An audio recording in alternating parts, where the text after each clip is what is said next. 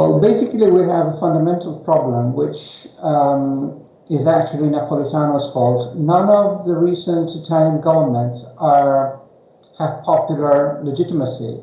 The last guy who won the elections was Berlusconi. Then we had Monti, and Monti was some kind of a palace coup in that he did not win an election. Then we had Letta, and once again, another palace coup, quote unquote. He did not win the elections. And now we are discussing about Renzi, and if he replaces Letta, it will be the third Prime Minister who just won his seat in the party, but does not even sit in Parliament. So he has no popular legitimacy. And the rule is, if you want to be number one, you must win the elections. So all these governments are kind of fragile because none of these leaders won the elections.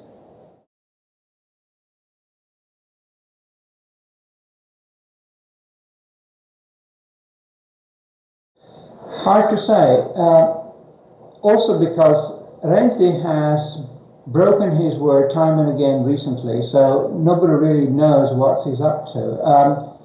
He is the leader of the party supporting Letta, and now he's realized, after promising he would let Letta go in peace and rule, now he has realized that being the first party behind Letta, he's going to fall with Letta if Letta falls. And Letta's government has been an ineffective government.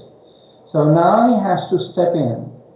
But people start disliking that because that sounds terribly greedy, because he's broken his word, and because he does not really have a plan. He keeps saying, I'm going to do great things over the next few months, but he does not really say what he's going to do.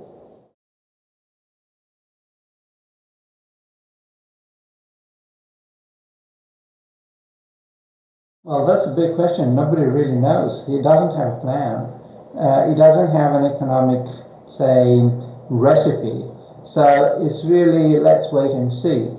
I don't know whether he's going to have the numbers in Parliament either, because he needs Berlusconi. Berlusconi has Berlusconi, or rather Berlusconi's party. And Berlusconi has an interest in letting Renzi sink to the bottom gradually and softly. Why would Berlusconi support him? So he's going to grill him. Whatever Renzi does, he takes chances. If he waits, he sinks with Letta. If he does not wait, he sinks on his own.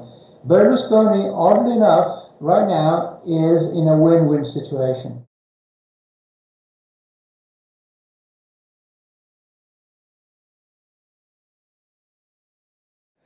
Well, we're going to have a meeting of the board of directors, so to speak, of the Democratic Party, Renzi's party, this afternoon, and they're going to decide what to do. But unless something extraordinary happens, Renzi will get the go-ahead from his party people. Now, the only question is, will Letta step out quietly, or will it go for a no-confidence vote in Parliament?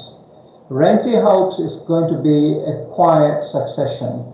Letta would perhaps like to make a big crash.